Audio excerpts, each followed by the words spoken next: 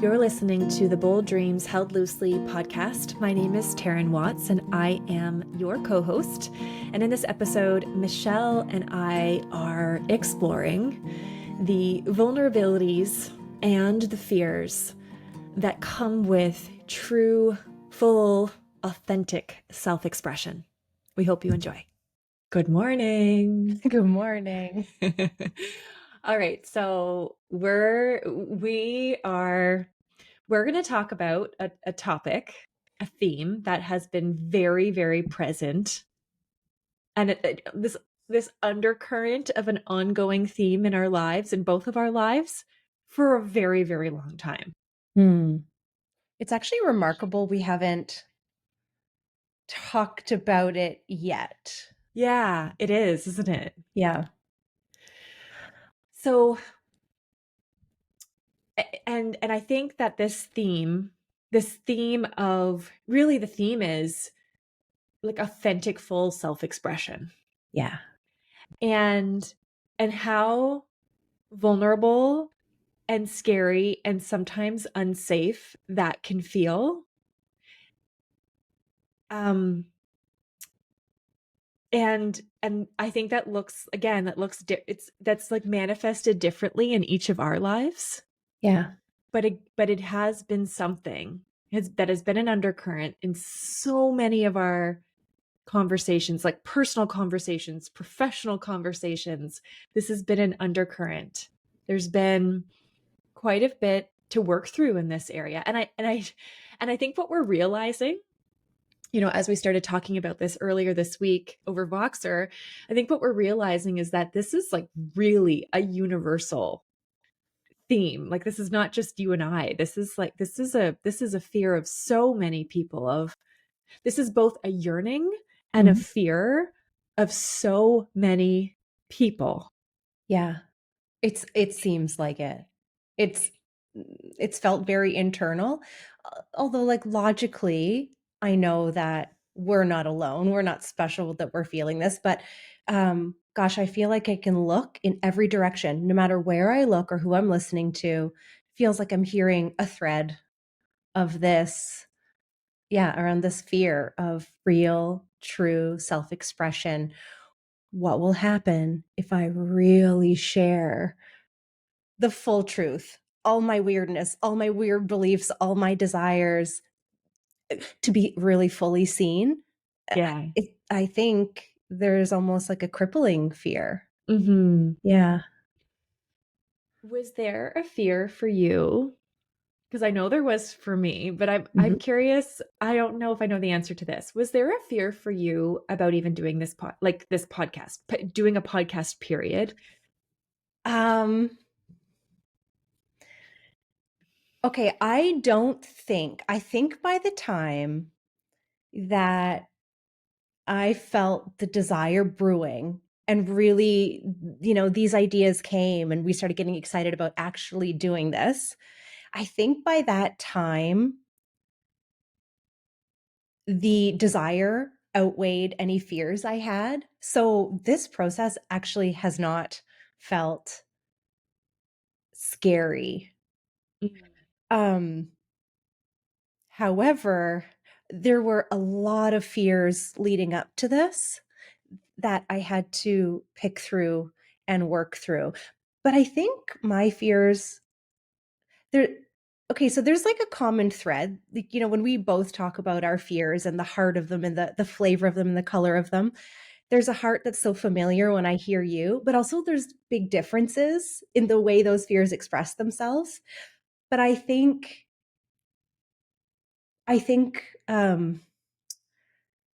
they have they have toned down so dramatically in the light of the depth of this desire to have these conversations with you and to not be ashamed of them and to not worry that like some part of me is unacceptable.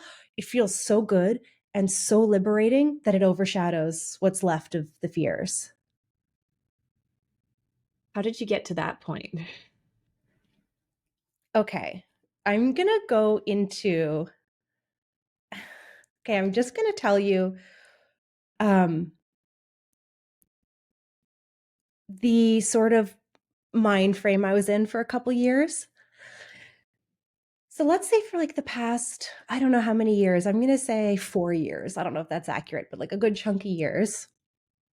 I felt like when I looked out into the world, I saw a sea of people with like raging opinions. I'm like people on crusades for the morality that was closest to their own hearts.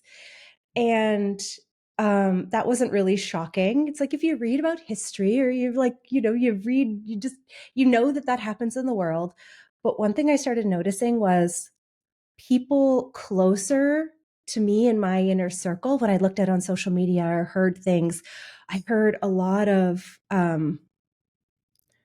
really sharp opinions that were really judgmental, and people who otherwise I'm like, oh, we're like so aligned and so similar, and um and a lot of these sharp judgments, I sat back and realized, ooh, I fall into the category they're judging.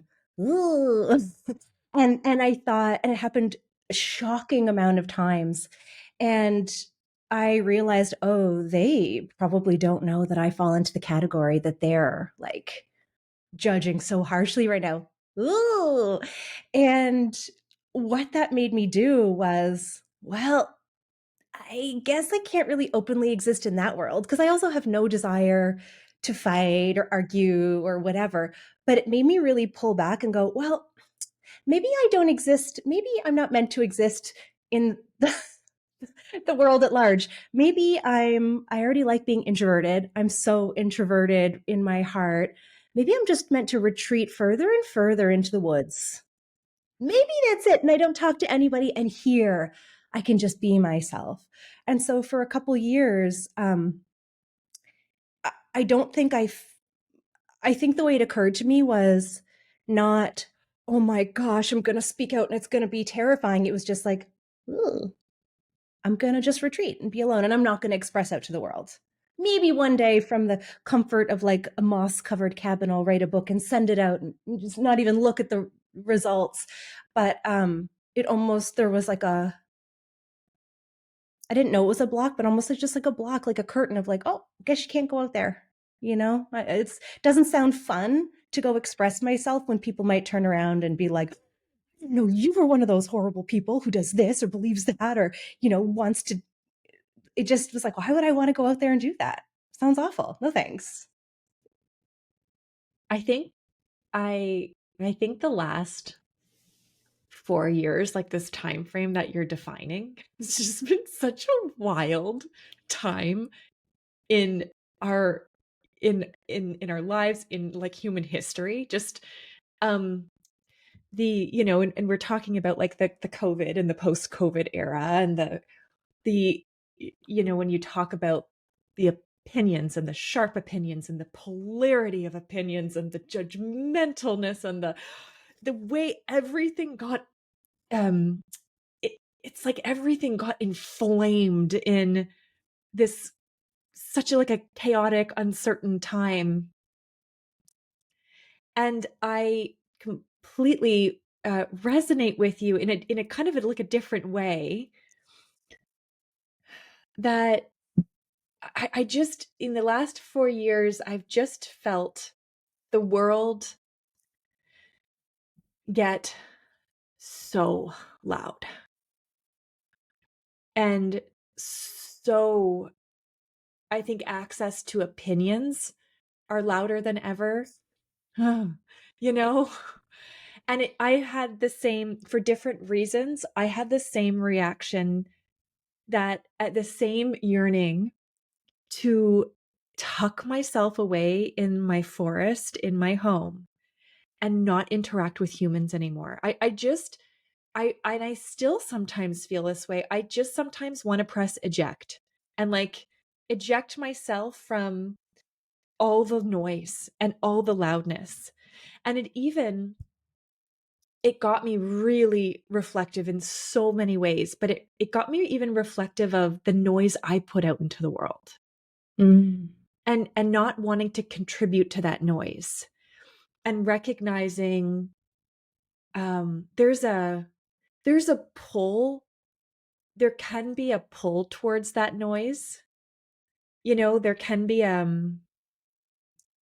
like a camaraderie or a fire that can be built when you align yourself with a certain opinion or perspective, and it just gets louder and louder and louder and louder and louder. And so during that time, I just remember becoming extra mindful, but also self-conscious. It was like this duality of mindfulness of what the noise I was contributing to the world, and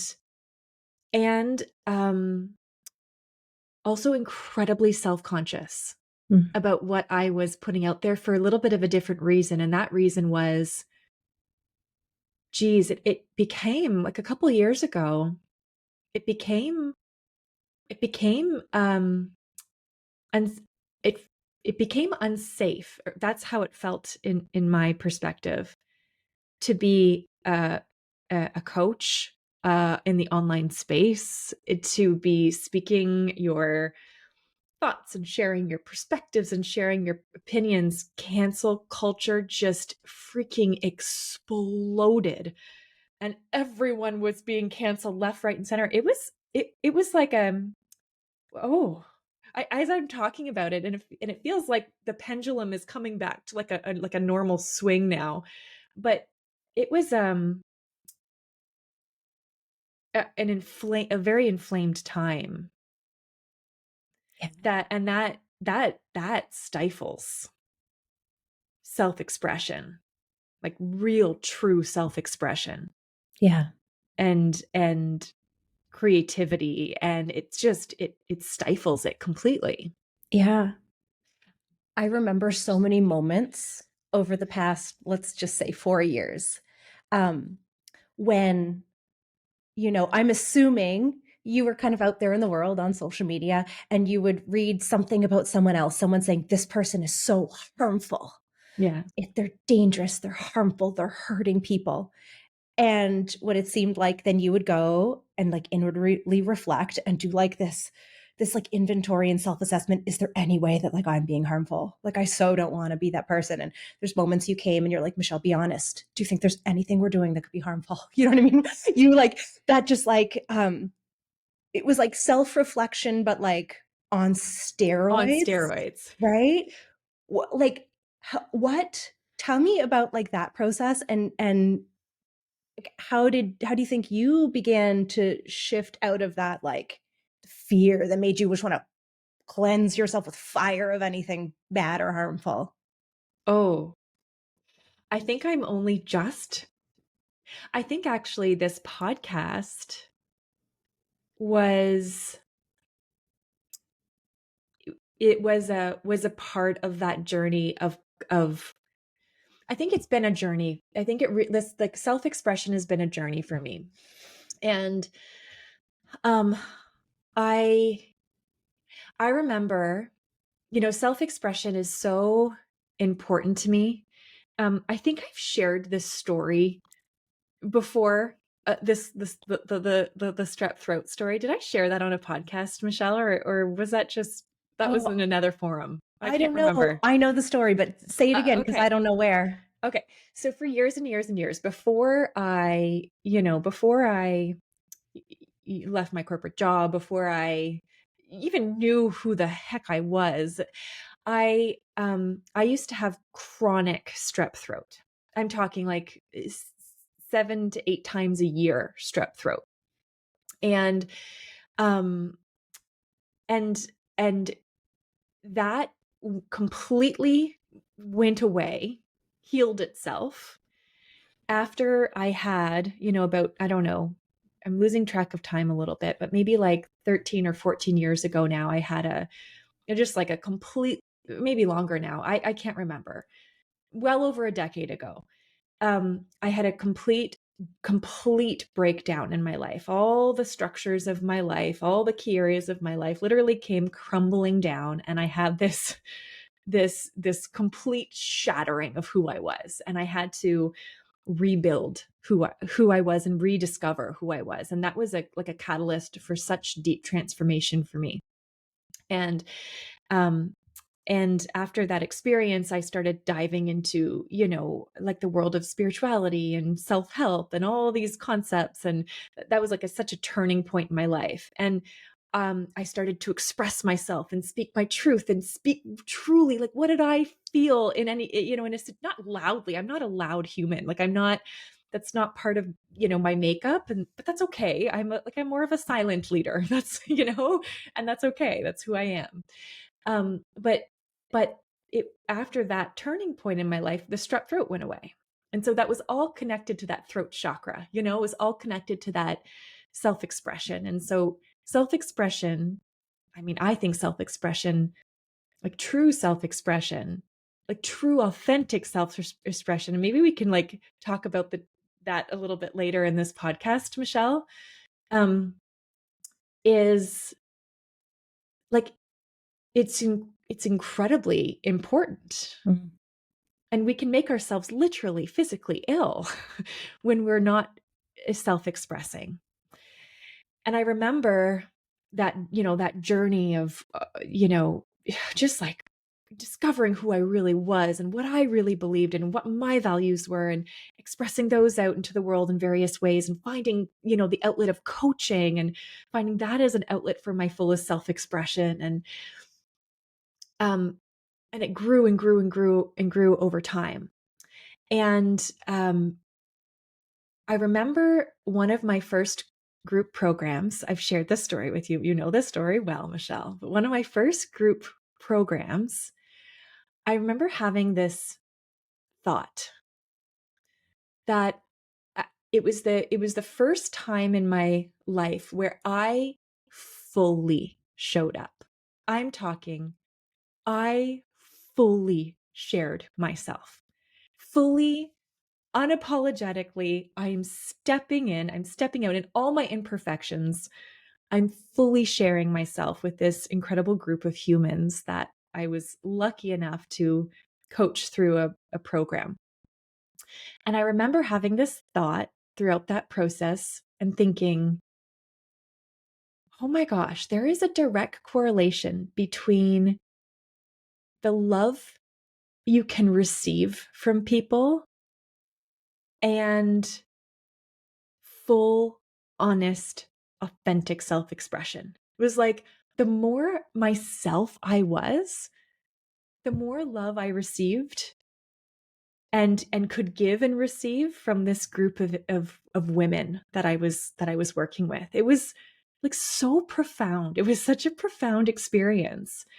And it was a time in my life where I discovered this is what I meant to do. This is an outlet for me to fully experience who I really am, which I believe is our true purpose in life, right? Our purpose in life is to fully self-express who we are. And that who we are piece is like always changing and growing and evolving. And our life's work is to find more and more outlets to do that. And sometimes we have to create those outlets to do that. And I had finally found the outlet to fully self-express. And I was receiving such beautiful, and like people were seeing me and accepting all of me in not a perfect version of me, like a very imperfect version of me, but all the pieces of me. And I know you know this, Michelle, because you were a member of that group. You were a member of that group. And I had this really heartbreaking experience in that particular group where a couple of the members of the group, um, what felt like completely rejected me. And they weren't rejecting a false self that I was presenting to the world, because that hurts, but it's kind of like, meh, They were rejecting me, like me, authentically me, completely naked to the world. Here I am in all my imperfections. And they were rejecting me. And you can, as a coach leading a group, you can feel that. You can feel that. You can feel that energy coming back at you. And it was, I didn't recognize it then like I do now, several years later. But that was kind of this pivotal moment for me, in that this idea that, oh, maybe it's not safe. Mm. Maybe I cannot create the perfect, safest conditions for me to fully self-express who I am. Like, maybe that's not safe. And some like guard energy started to build over time, in very sneaky ways.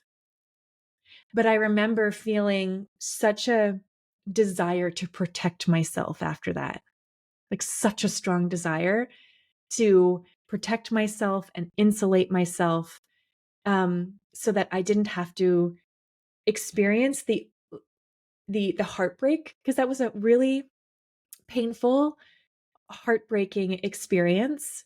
Um, and I'm obviously only like touching the surface of it, because it's some of it's quite personal, Mm.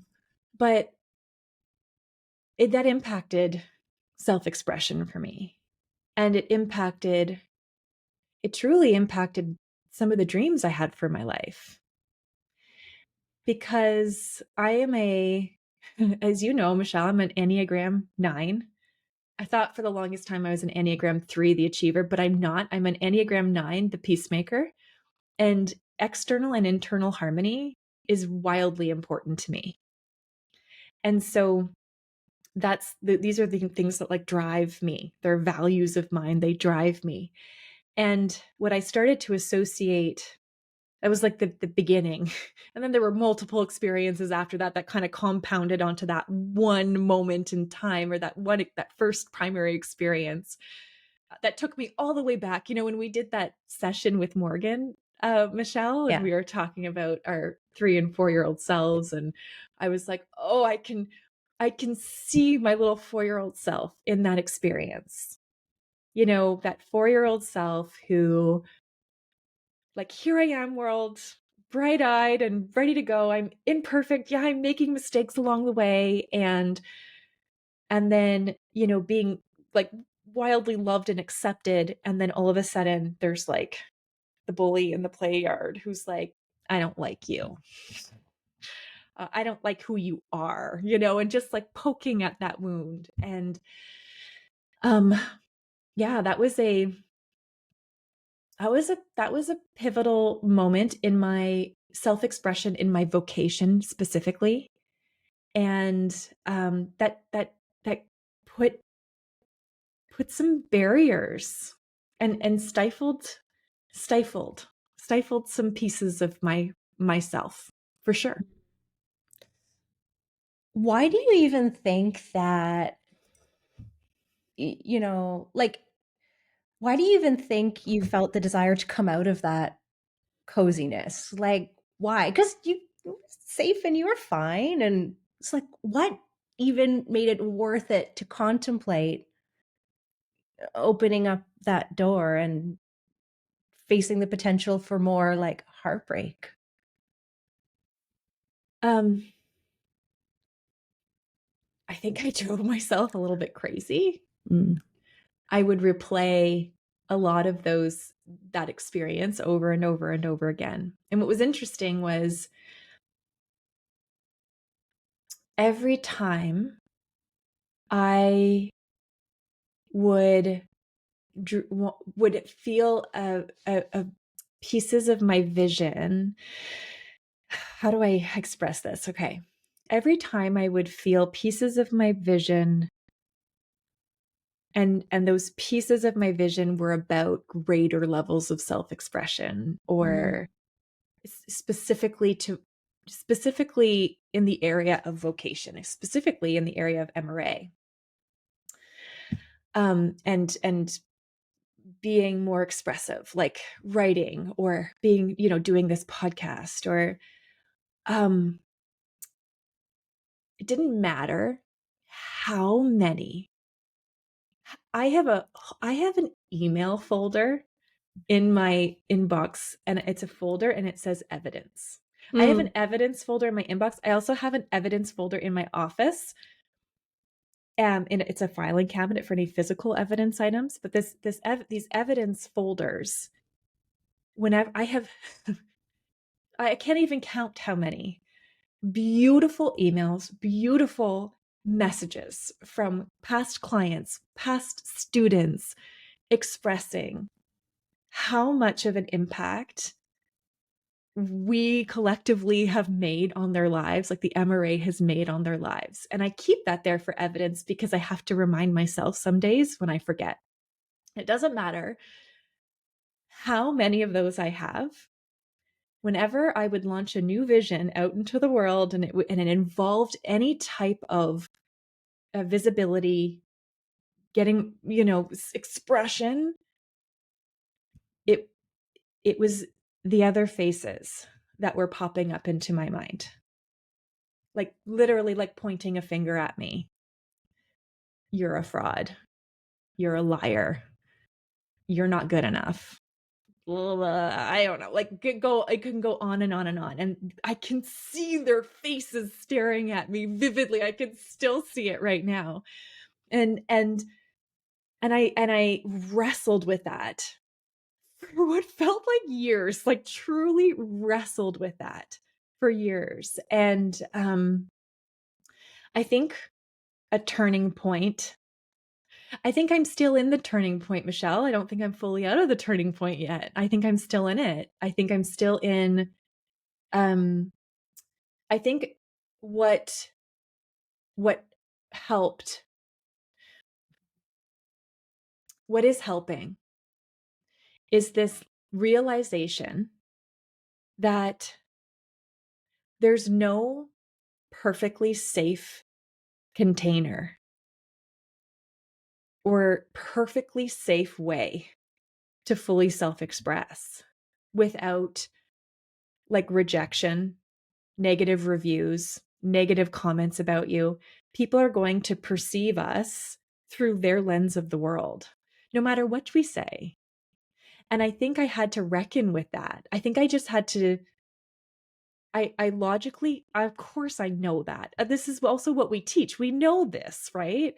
But I had to like wrestle with it for a good long time to realize that, or to get to a place of trust within myself that my internal harmony, which is of utmost importance to me, especially as an Enneagram 9, my internal harmony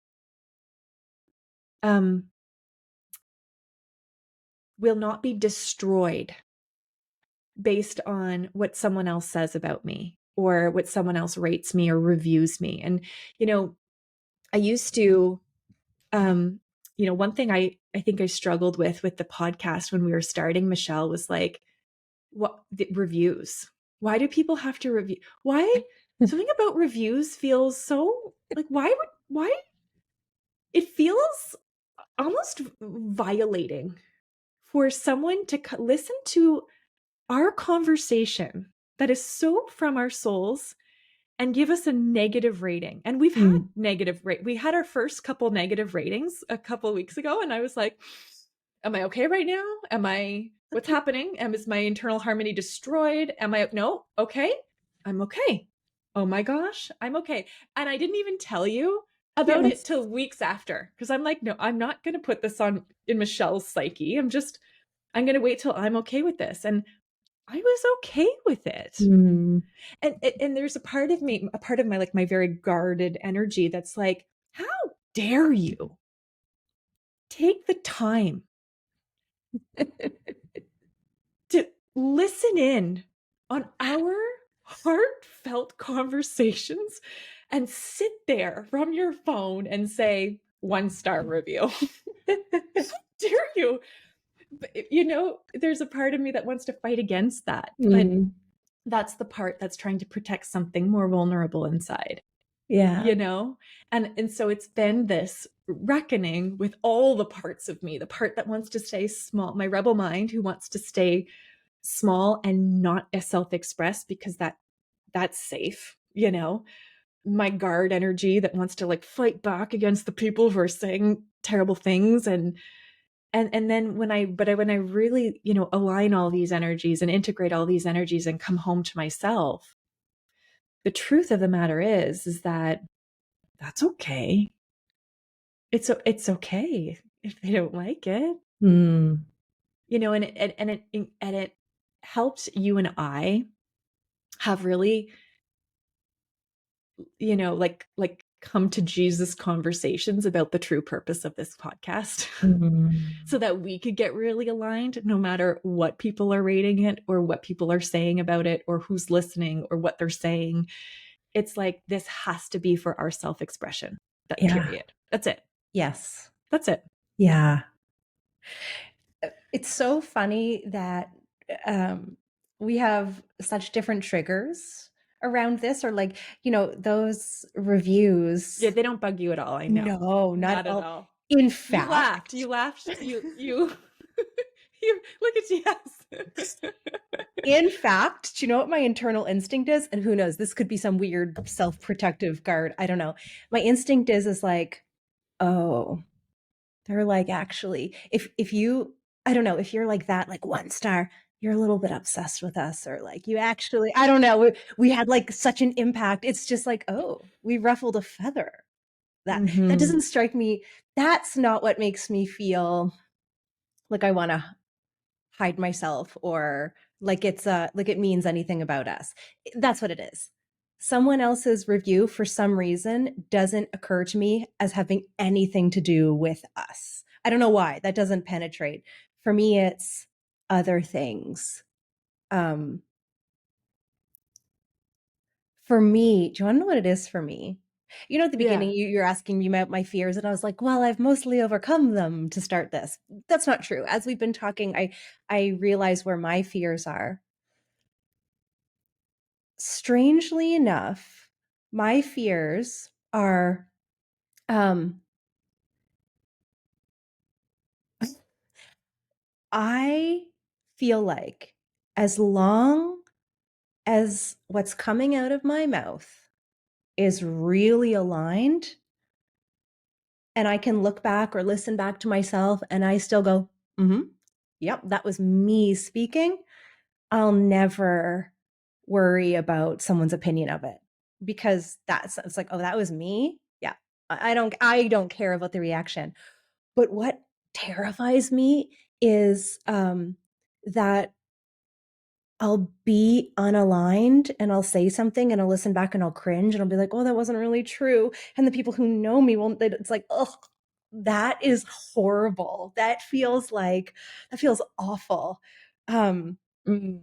like right now, as we're having this conversation, this will already have passed by the time this episode airs, but we had a conversation with Sanaa, and then we kept talking, and you pressed record again because you wanted to capture our conversation. And we were, well, basically we were talking about sex, and it Yeah. was like such a wonderful, juicy conversation. But half of my brain was sort of self-censoring. And then the other half of my brain was like, I like love this conversation. And so I felt like, I actually haven't re-listened to it yet, but I felt like, oh, um, I don't know if I was just like freely talking from the heart of myself. And the idea that what might be out in the world is not the realist version of me feels horrible. So right now I have to go re-listen to that, but I'm scared to re-listen to that because I'm scared I'm going to hear not myself. Ooh. Mm. That feels horrible to me. So, and I saw that Mandy sent me the recording, and I do not want to go back and re-listen. I feel like that is the worst. That's the worst case scenario, that I won't sound like me. Oh, I don't know. See this, like it's so different. It's so Mm. weird. That is such a, it's coming from, yeah, coming from two very different places. Yeah. By the way, I thought you sounded great. Yeah, okay. Okay. I felt your self-censorship was like, is Nate gonna be okay that I'm talking about this? Like it wasn't that it was it was like you're holding back purposefully because it was a very very vulnerable and real topic, and Mhm. but you sounded great. Yeah. You know what else it is too? Is like I was holding back, not entirely, but a little bit. And I think that I don't like that feeling. I almost think like I want to redo that conversation. And I want us to be like, this whole conversation's going to be about sex. And I'm not going to hold anything back. And I'm going to fully Mm-hmm. share. And that feels more beautiful. And I'd rather that be out in the world than, and not that I want to share every personal detail, but I want my heart not to be holding back. And I want to be able to express the tender things and the vulnerable things. And that's more beautiful. And so it's more true. And so the true and the beautiful things are worth the risk. But like a half-hearted, self-censoring, Yeah. So okay, so I'm so curious about this because as you're speaking and you're talking about expressing the full conversation and truly expressing yourself, like that is that's that's the goal. That's yeah. the true definition of full self-expression. What so does anything about people, like how people receive you and what they might say in your truest self-expression and how they might negatively judge you, does it scare you at all? Uh, so it's the people closest to me that where that fear comes in, which is, I don't know if that's unusual or Interesting. not, but say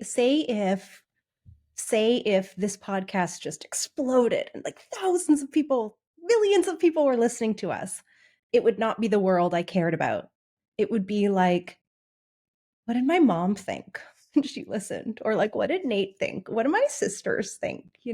And can they hear when they hear this, do they feel the um the resonance of me?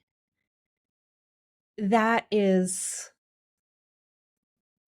yeah, and I don't even actually those people are the people who like love me the most, and there's no judgment. Like, I don't know, it's a little irrational, but yeah, it's the people closest to me.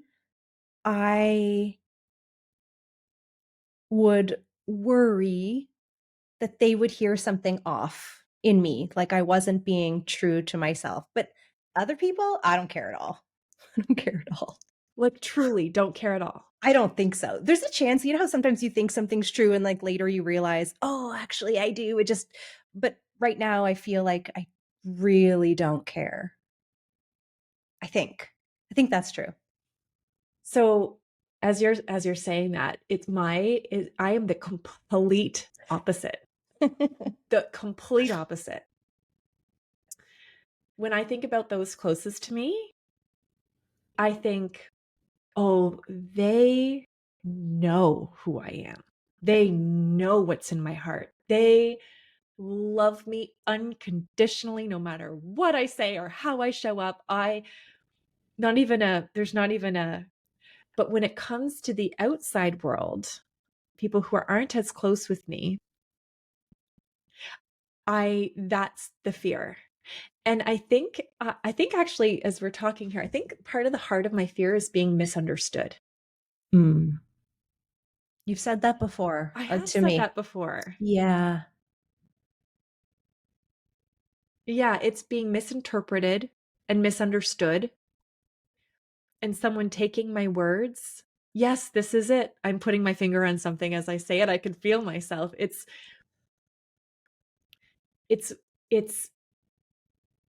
it's being misunderstood, Mm. misinterpreted. Someone hearing a snippet of me, a snippet of what I share, a snippet of what I say, and it completely misinterpreting it, making up a judgment or an opinion of me or an opinion of what I've said, label it as bad. And in my heart, I know it's good, but you've Yeah. misinterpreted it. You Yeah. know, that's what it feels like. It feels like there's this, and I can't, nor do I want to engage in a discussion to change your mind. But then I'm left with that, like that energy that's still, even though I don't want to engage in that, even though sometimes you can't engage in that, I'm still left with this frustrated energy of, you misunderstood me Mhm. and made up a story about me that Yeah. isn't accurate, isn't an accurate reflection of who I am. Yeah. I really get that. Um, and I think it's not even a weird, irrational um, fear.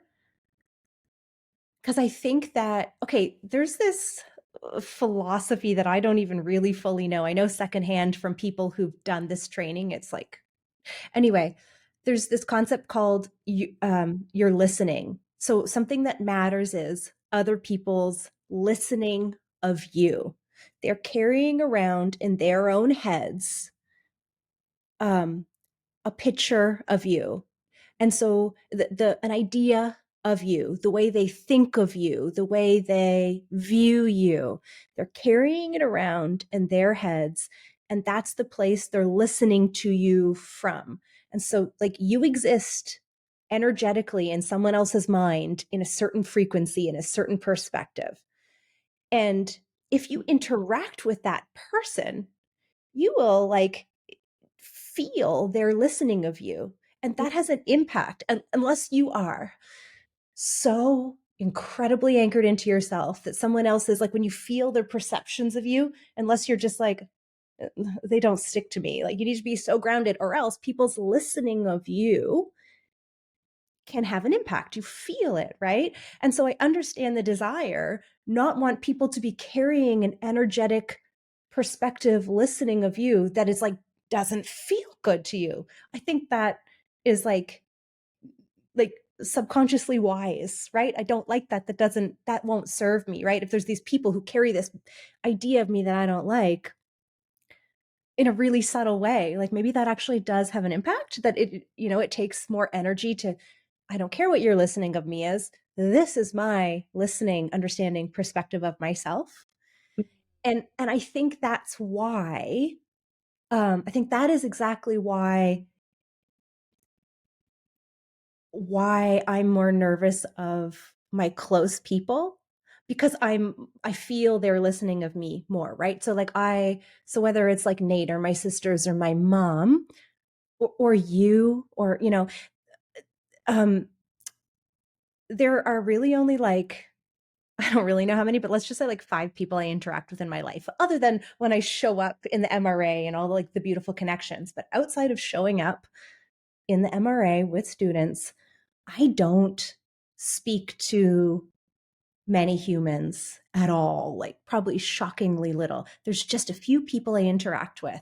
And so those few people that I interact with, um, and when I feel their energy and when I feel the way they interact with me and when I feel the energy of their words, when I'm telling them about my life or whatever, uh, I feel what they think of me and feel of me. So that's where it most matters. Um, that's where it most matters.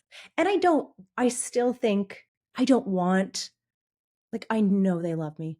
I know they would never judge me. I know there's no danger. There's zero danger. But when it's really important for me to like believe in myself, if I'm doing something that matters to me, if I'm saying something that matters to me, if the people closest to me were to be like, "Oh, really? That's what you're doing? Okay." Oh, I would have to really Yeah. anchor into my heart and soul and groundedness and go, even the people who matter most still can't sway me or make me doubt myself. Like, I can you know? So I think, yeah, that's what I make of all that. Yeah. Oh,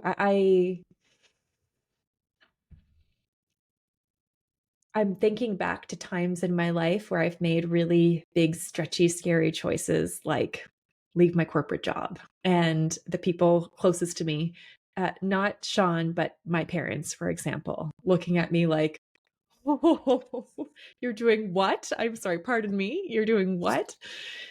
And in moments of big, scary, stretchy choices, I can completely relate to what you're saying. Mm.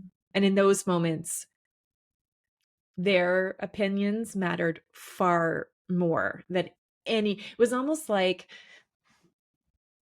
I my the people I have in my closest circle around me are truly like my pillars. And I think the same is true for you, like these pillars. And yeah, so for me, that's these pillars have felt so secure, and now I'm projecting out into the world. And what you were saying about other people's listening, oof, oh, I love that. Mm. And yes, yes, yes, yes, yes, that feels so true. And you can feel that. You can feel how people perceive you. Yeah. And you have to be so solid in who you are to not be swayed by that. And I think that when I go a little bit deeper into my fear of these other people who don't know me as well, there's something around, well, what if they're right? And I'm the one who's got it all. Like, what if my worldview, what if everything I know to be true about myself, my deepest beliefs, what if they're completely wrong and they are completely right? Yeah. Yeah. It's terrifying when It you're in is one of terrifying. those. Spirals and Yeah. swirls. Yeah. Yeah. Yeah. I think that's why we both found, we mentioned this book recently in another podcast, but The Courage to Be Disliked. I think that's why we both found that book so soothing, is because of this. It's like, it's so scary. It takes real courage to anchor back into yourself and your sovereignty and to face the reality of being disliked and to find your own inner, stable, safe, Yeah. authentic ground. Um, and it presented this beautiful, simple, clear logic of why it's still safe despite that fear. Mhm. Yeah. Something else I've recently noticed is when I am in a spiral of worrying about other people's perceptions or judgments or fears. I myself am more judgmental of others. Mm. And again, sneaky ways. Because if anyone were to ask me, like, I don't think anyone would ever characterize me as a judgmental person. I don't talk about people. That's just not what I do. However, when I am fixated on the thoughts and opinions of others, specifically people I don't know very well, um, I notice in my own life, I'm walking around with, you know how there's an expression that says if you see it in the world and it bothers you, it's because it lives inside of you. Mm. And like there's parts of that I just like reject. I'm like, no, it doesn't. Nope, not for me. Nope. But it does. And a remedy for me to come back home to myself and to break that cycle of worrying what other people are thinking has been to just like to really examine how I have been subtly, in the subtlest of ways, judging others. Mm. And if I don't want that energy to exist, like I have to take responsibility of where it exists in my life and within me. And that's been a really powerful remedy for me. Mm. Yeah. I also feel I am riddled with judgments, self judgment. Like sometimes I think, like maybe not outwardly, same as you, but I feel very judgmental. I think like you know how there's those tests and I forget which one this is, but there's one where like judgment is actually one of the polarities of a spectrum. What is that one? Like the ESTJ INFP like Oh, yeah. Is that Myers-Briggs? I don't even know. Maybe it Okay. is. Okay. So one of those personality tests. I think maybe I am really judgmental. Um and I think it's like I think being judgmental in the past has made me feel safe. And I think that I apply it to myself so much. I'm always judging like good, less now, but historically, I've judged so much of myself like, ooh, good, bad, good, bad. And then bad stuff, fix, right? Because I was trying to find safety through Mhm. that judgment. And so naturally, walking around the world might not be saying it out loud, but sometimes my brain is so judgmental. Even if it's not harsh, it's still judging, assessing someone else. And um, now what I do is like, I don't even know. I think I've like accepted that part of my brain can just default to being very judgmental. And I don't necessarily try to be less judgmental. But when I notice my energy thinking about someone else, it's a clear sign of like, that energy could be spent on me right now, not to judge myself, but I often say like, "Oh, I'm tired. I need more rest. I need more energy. I need to focus more on myself, more like devotion to my own desires." And so those thoughts are so precious. That focus is so precious. Instead of like allowing anyone to dance around in my mind, just turn that around and like where do I need some attention inside of me?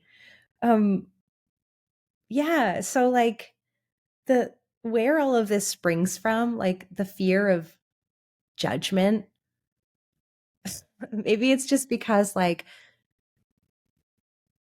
maybe maybe the outside judgment from whether it's from strangers, people closest, it hurts or could hurt because I'm already judging those things, some part of me, even if it's subconsciously, I've judged that piece of me too. And so it's like, Mhm. oh, I'm already sore there. Yeah. Yeah. And to have it reflected back would be like, oh, Yeah. there's something I keep hearing from several of our students lately, and I've started to contemplate this. It was several of them in different circumstances. It was one was in a class discussion, I heard it. Another was like on our, in the forum. Another was like listening in on a mentor call, and they were talking about this program. I think it's called To Be Magnetic. I keep Hearing. I'm also I just discovered this woman slash this group and I'm like magnetized towards her content. I'm like soaking it in. Can you tell me So, more? okay, so there was like a question that kept coming up in the context of the way this program was being brought up, and the question that these our students were reflecting on was something to the effect of like, imagine your haters and what they would actually say about you. Like, just actually write it out and imagine what Mm. those things would be. And the first couple times I heard it, I was like, meh, meh. I don't really care about my haters. I don't know. I don't even want to think about haters. Like, oh, you know? And then as we were getting deeper and deeper into this conversation, this was like really becoming present in the last week or so, and in our personal conversations, I finally reflected on that question and I wrote it all out. And there was something so liberating about that, Mm. about writing out, because you're right. What you just said about, for me, it's like, I don't know, if someone said something super strange and offside that there was no like little wound, it didn't touch a little wound, I'd be like, some people have said some pretty strange things about me over the years. Like, and I'm like, huh? Like what? People have called us a cult, and like we're like the MLM marketing scheme, like coaching is like an MLM marketing, MRA is like an MLM marketing scheme. I'm like, does it like it's so far from reality that it just flows right off. But when someone touches a wound or something that where I have a limiting belief about myself, or something feels very raw and you're touching it and you're poking at it, it's like, oh, that's when it hurts, or that's what I'm trying to protect from people even saying, by hiding or putting up these guards. But by writing it all out and then looking at it all from a healthy, objective lens, and then asking my authentic self to step in and say, and look at that and say, is that true? Mm. Like this fear of like, you are harmful. Like, you are harmful. And I'm like, am I harmful? Like, is that true? No, that is not true. No matter what someone says, that is not true. Or, that's just one tiny example of the things that I wrote out. And I don't know, there was something very liberating about that experience of putting it all out there. These are the worst things someone could say about me in a public way. And if that happened, then what? You know? Mm. I like this. So, as you were explaining this, I was half thinking, oh, do I know what it would be for myself? Like, obviously, I haven't written it out and I've never done the exercise, and who knows what would come out if I did. But just like if I sink in for a sec, what would be the worst judgment that someone could make, whether it's someone out in the world or my family? What would the worst thing be? And do you want to know what I think it is? What? I think it would be like that my expression was coming from a place of, I don't know the perfect world, but word like vanity, almost like my expression was coming from a place of like um almost like egotistical vanity slash attention wanting, like that me allowing myself to take up space and um have like a spotlight on me, and that I think that someone would want to spend their time focused on my words, whether they're spoken, written, whatever. Like, how vain or egotistical or Oh, like wow. attention seeking is that? There's something along that would be the worst thing for me, because I think that's something I've wondered before. That's something that like I've assessed, like, well, why do I want to do that? What's the point? It doesn't matter what other people think. Like, why would I want to write a book and have lots of people read it? Is that super vain, selfish, attention seeking? This podcast, is it, what do I want? Do I want some kind of like recognition? Why do I want to do this? Right. And I think that's why I need to I've almost needed to do things to prove, or like not prove, reassure myself that that's not true, because that's my fear. And so, for example, I've, we have a conversation, whether it's just the two of us or with someone else. And then I release it and I never think about it again, except for this one about, if I'm like, oh, I don't know if that was a good conversation. But otherwise, I release it. I don't think about it. I generally don't tell people about it. Like if someone I know is listening to the podcast, it's not because I've told them, hey, this is what we're doing. It's they found it. Um, I don't until last week when all of a sudden I got curious. I I never asked or allowed it to like enter into my mind how many people are listening to us. Like it's like I've needed to just have this bubble and reassure myself that every time I'm coming here with you, it's from a pure desire of just like what I really want to do.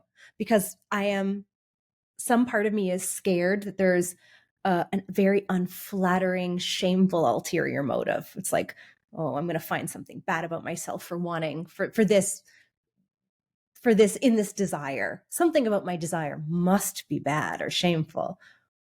That's my fear. Oof. Which I didn't know before. That's like that this is a new sort of revelation to me. Like I knew subconscious flavors, but this is fascinating. Fascinating. Yeah.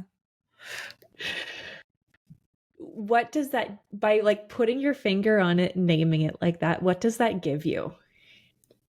Or what does it do for you? I instantly have a little reassurance. I instantly have a little bit of reassurance. What else does it do for me? I think I'm going to have to keep exploring that. I think there's probably multiple layers there. I think that I need to journal on that quite a bit, maybe think about it. Because on the one hand, here we are having these conversations. Nothing is stopping us. Nothing's stopping me. I'm getting to say everything I want. I get to just kind of enjoy this process with you.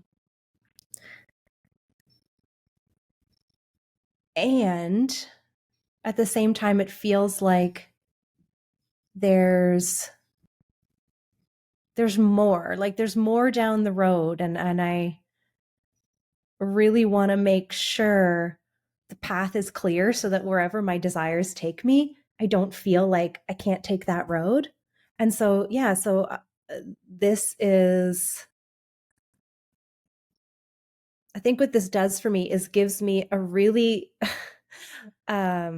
intelligent first place to look or place to always check in on as I'm navigating my desires, as I'm navigating my vision, my dreams for myself. There's so many invisible blocks. You know what I mean? Like, speaking of this, like, to be magnetic thing, one thing that I've heard a couple times, and it's not new, I feel like we've talked about this. I feel like we talk about it anyway, but you have this vision, you have this desire, you have this yearning, this thing you want for yourself that you think, oh, if I could have that, it'd be real good. And for one reason or another, it feels like you can't get there or it's impossible or like these things in your way and you're trying and you're failing. And sometimes it's because there are blind spots. There's things you don't even see holding you back and you need to see your blind spots, right? Like the things that are unconscious, subconscious, like the beliefs you can't see are the things that actually hold you back. So I just find it, I very often find that as soon as something is brought into the light and I see it, historically, that's been when something opens up for me because the subconscious doesn't hold me back. So, yeah. So it's, on the one hand, there's probably more contemplation to do. And on the other hand, it's like, oh, maybe even just by bringing it into the light, I've released something, because I know it doesn't hold water. When you see it, you realize, oh, It's not true. You Mhm. know, in the light of day, it's easier to disprove a fear than when it runs under the surface. Yee. Ooh. Yeah. I don't know if you want to say or not, but when you did this, what was like the heart of like the very Ooh. worst thing someone could say about you? Uh, um, the heart of the so again, in terms of vocation, which is where most of this lives for me right now,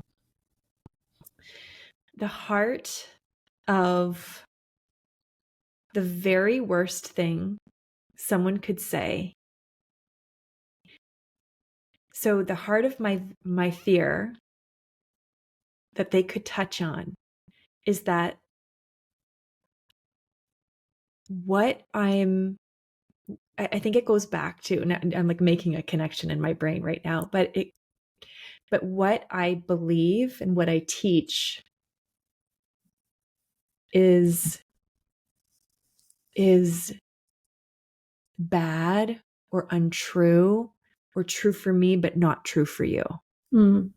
And that produces an enormous amount of shame, like I am bad, I am um you know even this discussion like around our visions, and like the fact that we all have an internal compass to get there, and we all have this internal wisdom inside speaking to us. Like when I say those things, and that's the heart of all of our teachings in the Mind Rebel method. Oh, I believe that to be truth, every ounce of my being. But there's this little niggling fear in the back of my mind that says, what if that's only true for you? What if you were the only you? Which sounds ridiculous. Of course, it sounds ridiculous. What if what if you are the only person who this is true for? And you are selling a pipe dream that people are tapping into and feeling and wanting for themselves, and it's not, and you are bad and shameful because, and that, I think that is my most shameful wound, fear. And so anyone saying anything that could touch on that would be the worst thing someone could say about me in the context of vocation. Mm. Isn't it interesting that we both mentioned shame? There's a shame with Yeah. our biggest fears, and we just like want to hide our shame because if someone else saw our shame, oh, Yeah. then we'd feel a lot of shame, like, oh. Yeah. Yeah, totally.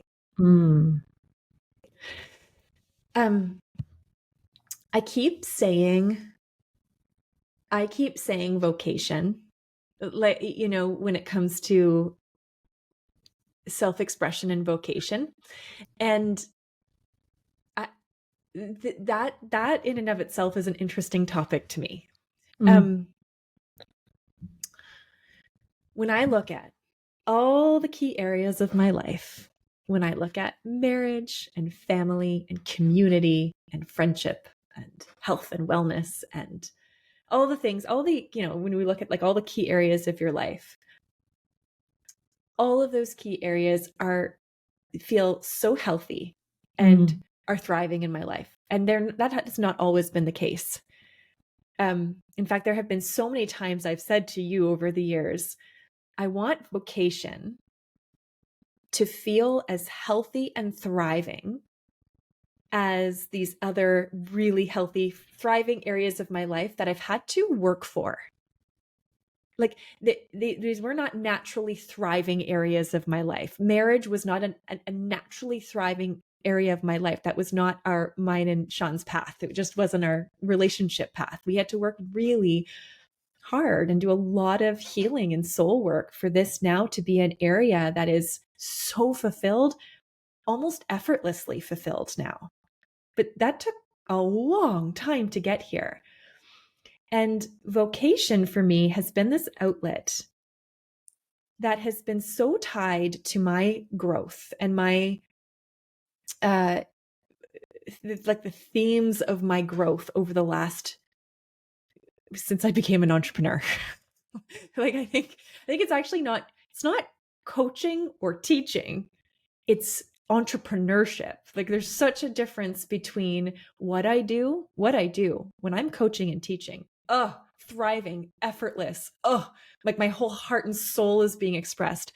It's entrepreneurship that has been this outlet for both wild creative, like incredible freedom and self-expression and creativity, and painstaking growth and challenges and the limiting beliefs and the pieces and the dark pieces I have had to face inside of myself in this outlet of entrepreneurship has been the like just a just a massive area of growth for me in my journey of life. And I cannot wait for the day that this key area of my life feels as healthy and natural and easy as the other key areas that I've worked so damn hard for. You know? Oh, do I ever? Yeah. I remember I said to you the other, well, we've been having this conversation just about vocation recently too, right? And I don't remember exactly what I said to you the other day, but it was on Voxer. And remember I said, I just started actually asking myself, like, what is my vocation? And you're like, yeah, I've like wondered that before, like in her heart of hearts, you know what? And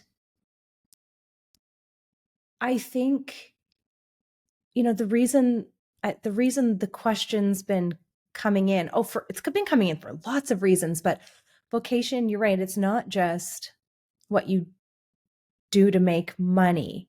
Like there's this you can do lots of things, you know, and you don't even have to do just one thing. Like, but to me, what I'm clarifying it to mean for me is like I serve, how I serve the world. And there can be lots of pieces to that. But this question of like, what really is my truest, deepest gift to give? And how do I do that? I think there's a part of me that doesn't exist in the other areas of the wheel for some reason, but or doesn't right now. But this like little subconscious question of, who am I to think that like I have this gift to give? Am I really giving? Who am I to have something really valuable to give here? Especially if it's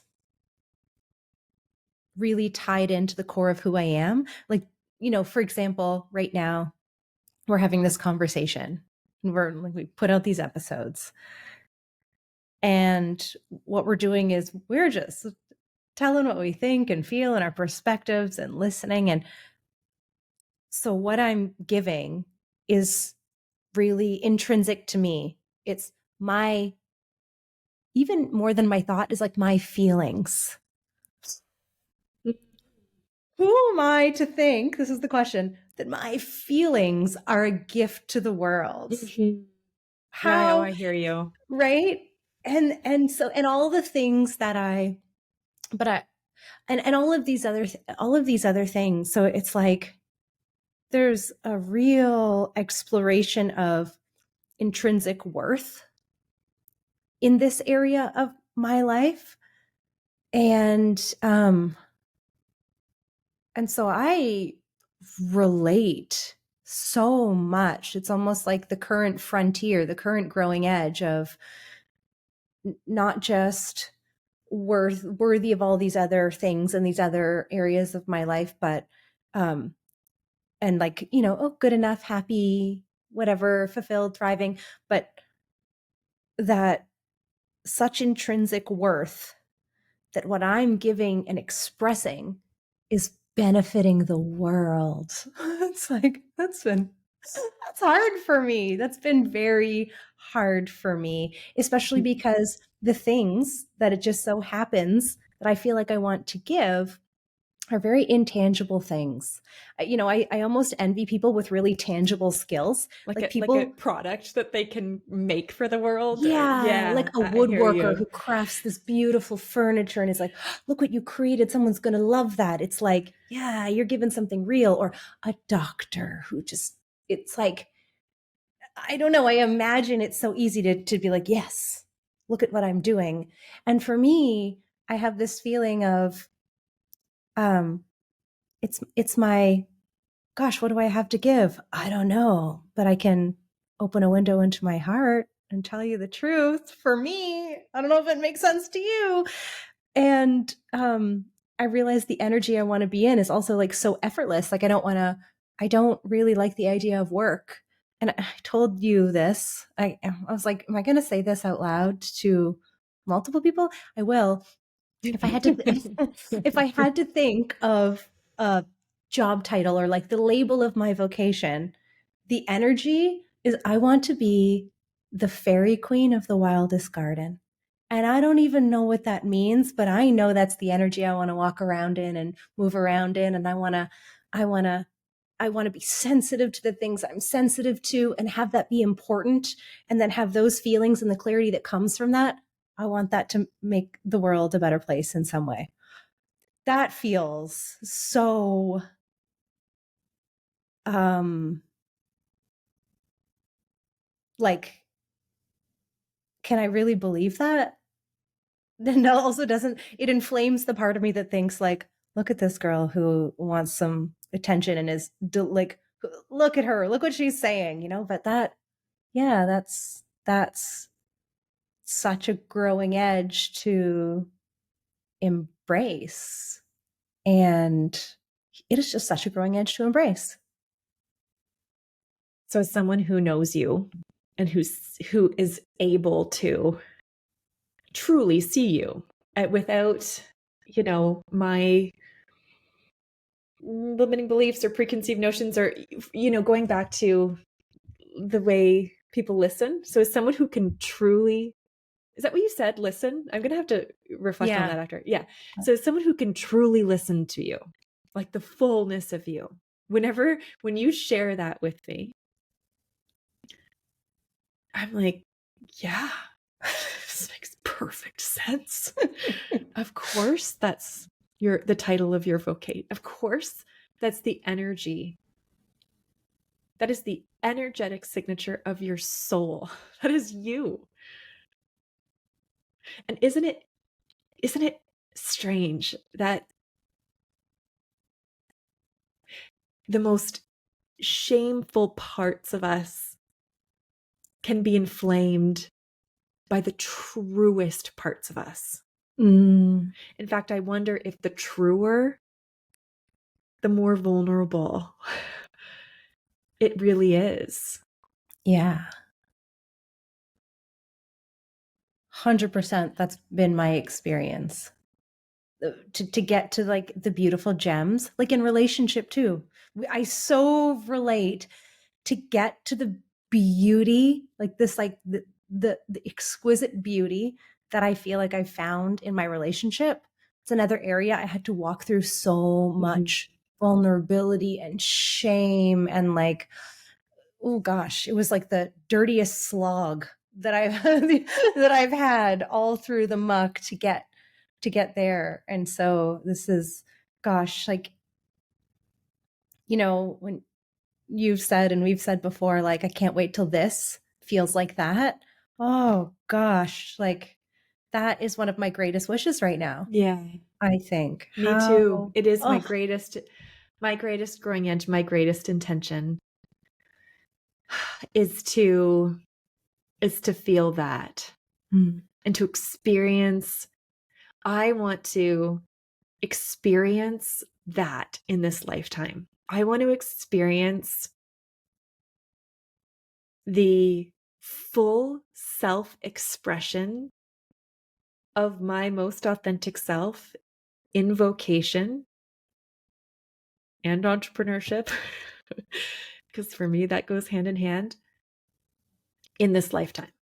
Yeah. I don't want to give up until I've experienced that. You know? I very much do. And so that's why I love so much that, like, right here, no matter what the rest of our days, weeks, months look like, no matter what, what we're doing in different pieces of our lives in the MRA or wherever, like, this space right now is so in alignment with everything we're saying. It feels so good to me. It's like we're growing the energy that we want to expand. Mm-hmm. And we've been talking about the intention of this space more, like, you referenced the conversations we've been having. And recently you felt inspired to write a little, like, manifesto for the guests so they understand the space we'd like to create. Do you want to? Okay, so first, I think I know, like, why you were inspired to write that. We've kind of been in conversations about it, but do you want to share what really inspired you to write that? Yeah. And and kind of like the essence of it, or maybe you want to read it. I don't know what you want to Yeah. I exactly as say. we're talking here, I'm going to actually pull it up here because I would like to read it. Okay. So what inspired it was, I think it's just this outlet, this Bold Dreams Held Loosely. This was created from our souls, from a deep yearning. And I think that this has been a healing process for me to unravel some of those layers that we talked about earlier, about, like, what does true full self-expression look like. And I realized that there are, and I can feel it less and less and less and less, but especially in earlier episodes or particular conversations, I feel myself scared to say the thing I actually really want to say. Yeah. I can feel a protection. I can feel a walls protecting myself from the people in the back pointing their fingers and the negative reviews and like, it feels vulnerable to share your truest self with. It's one thing to share our truest authentic selves with our inner circles, and then it's another thing to share inside the MRA with students that we create safe space with and brave space with. But then to release this out into the world, and you don't know who's listening and with what ears they're listening or with what intentions they're listening, and I'm giving you a piece of myself that you could just stomp on if you wanted to, and, like, steal my internal peace by, like, saying something absolutely terrible if you wanted to. It feels very, very, very, very vulnerable. And so I felt myself with layers of protection.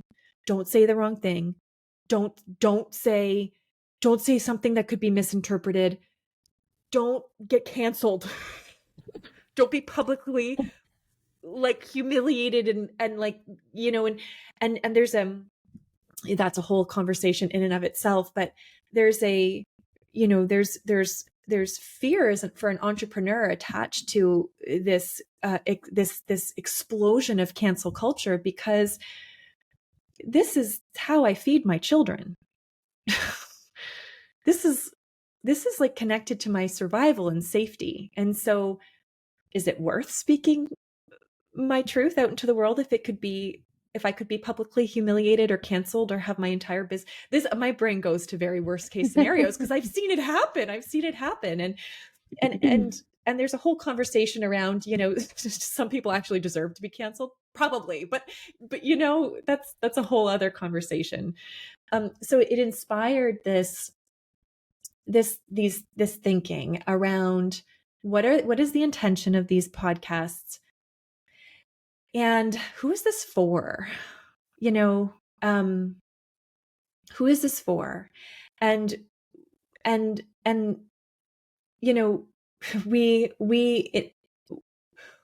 we are constantly growing and evolving in the MRA. Michelle, we're always taking in feedback from students, and we're always growing the curriculum, because it's a living, breathing curriculum. And we started talking about, some of the, unsolicited feedback we receive from the Bold Dreams Held Loosely podcast. And we've asked ourselves, do we want that? Is that the space for this? We're talking about things like, it's like you and I are having a cup of tea on the couch, chatting about deep parts within our souls. And we are sharing it with the world. And it would be like someone knocking on our front door and saying, I don't like what you said just there. Or like, I don't agree with what you just said. You just offended me. Yeah, you just offended me. And it's like, I don't know, something about that energy just makes me want to go, I don't want to do this anymore. I don't want to do that. I don't want to censor I don't want to do this anymore. I don't want to. I don't want to. This is not how I want to create. This is no longer inspired. What that gets my brain into is that, oh, okay, this Bold Dreams Held Loosely podcast is it's a strategy. It's a strategy to get more students in the cohort or get more clients or whatever it is. And that's actually not what this is for at all. This is an outlet for our fullest self-expression. Yeah. That's it. Listen if you want. Don't listen if you don't like it. Period. So this is a promise to our guests that, and it's not just to our guests, this is a promise to each other, and so here's what it says. Imagine we are sitting on the living room couch with warm cups of tea, having an open, raw, and real conversation about what's on your heart. Imagine that it's just us here and that this is an outlet for your full self-expression. We invite you to lay down your guard for this conversation and open your heart. There is nothing to prove, protect, or do. True conversation cannot come from censorship, fear of insulting someone, saying the wrong thing, having your words misinterpreted or misunderstood, being canceled, attacked, or judged in some way or another. All of these things stifle true creativity and self-expression. We appreciate that this can be challenging to do in a public forum when you don't know who's listening, how they will perceive what you say, whether or not they will negatively rate or review you. We cannot guarantee a safe space free from criticism or critique, but we can model a brave space. We give you permission to show up human, imperfectly perfect. You are allowed to fumble your words. You're allowed to say the wrong thing, to share your truth as you see it, to speak openly and honestly. Although there will always be outliers, we wholeheartedly trust in our audience and empower them to take what's for them and gently leave the rest. We believe that this conversation will reach the souls it's meant to reach. Here is an important possible difference from podcasts you may have been part of in the past. The intention of the Bold Dreams Held Loosely podcast is that it serves as an outlet for your and our full self-expression. This is not about business or strategy or being a lead magnet to get more students or clients. As strange as it may sound, it's not even about serving others, although these things can surely be a joyful ripple effect of speaking authentically. As humans dedicated to helping others, there are plenty of outlets in each of our lives for that. This, on the other hand, is for us. It is for our own healing and expansion. And it's important that through our own journey, we continuously check in with ourselves to ensure that our energy is still aligned with this intention. These are conversations born from our souls, conversations we would have whether we had no listeners, 10 listeners, or millions. It is in that energy that we create from the inside out. Paradoxically, we also believe that the energy we put out into the world matters. We balance full self-expression and being intentional and mindful of the words we put out into the world, not out of censorship or fear, but through alignment from within. This is not necessarily modeled in one conversation, but in our devotion to how we live our lives in deep examination, self-awareness, personal sovereignty, and devotion to our own truth. If we've asked you to be a guest, it's because we trust and respect you. We are curious about how you see the world. We want to learn from your lived experiences. We are open to being expanded by your wisdom and perspectives. As our guest, we promise to hold you whole, capable, resourceful, and creative. We also know that we may differ on our perspectives, opinions, and beliefs. Not only is that okay, but it is encouraged and necessary in order to have holistic conversations outside of an echo chamber. In a world that is wildly polarized in opinions and views, we believe that true harmony exists at the intersection of multiple truths, and we vow to model that. That is why we will never question or argue your truth or lived experience. We only seek to broaden our own perspectives through our differences, and we trust you to do the same. This is a conversation where we so fully honor you. It is in this energy that we joyfully welcome you to the Bold Dreams Held Loosely podcast. Yay. When I first read that, you emailed it to us and I wasn't expecting it. So I'm like, oh, what's this? I just was you have such a gift for when you're like truly inspired and have something really important to say. You have such a gift of, like, what's the word? Communication, conveying something. I don't know. I was so touched when I read it. I was so touched. You did such a good job capturing such a beautiful thing that I just feel and believe so wholeheartedly. Thank you, Michelle. You're welcome. Yeah. I often, with these things where I produce something, like I've written many manifestos for the MRA, or I've written, the last one I did before this was like a commitment to our financial peace and integrity with the MRA. And it's whenever I'm wrestling with things and wrestling and wrestling and wrestling, and all the parts of me are activated. And then over time, it's like, there it is. Yeah. Alignment, clarity. This is what we believe in, and this is how we will move forward. Yeah. I love that energy so much. And you know what else I love about it is I feel like it's actually still so loving. Like I think our intention, so anyone who was to stumble upon our podcast or listen to an episode, if there was something that was so that they disliked very strongly or they felt was harming them or hurting them or that was so bad and we were so wrong, I think what we want for them is the energy is you get to honor you and yes, turn our podcast off and go take care of you. Like this is just our little bubble. And of course, like, even we would never even argue with someone who didn't agree with this, right? It's just like, no, if you don't like that, you take care of yourself. You turn us off. Yes, you turn us off and don't listen to us. That's what I would want for them, Yeah. And it gives people the freedom to do that. And I just, that feels so good in the world, instead In the of, world. In the yeah, world. you don't need to Yeah. come here and battle. Just like, no, this is not for you. Oh, I would never try to convince you. You Yeah. go and you go find what's good for you. That's what I want for you. Yeah.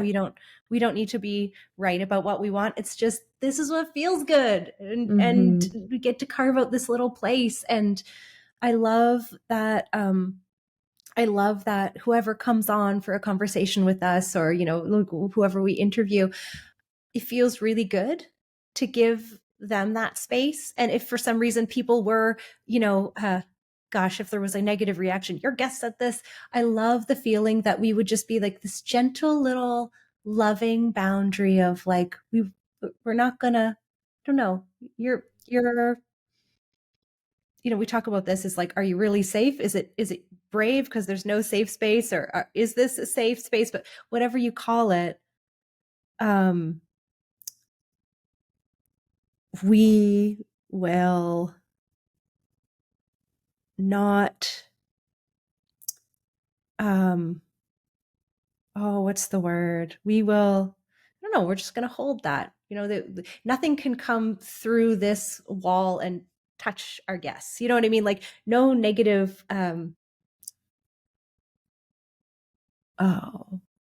rebound, retaliation, reaction. They won't, we're just not going to hold space for that. Yeah. We're not going to make a thing of it. Yeah. And,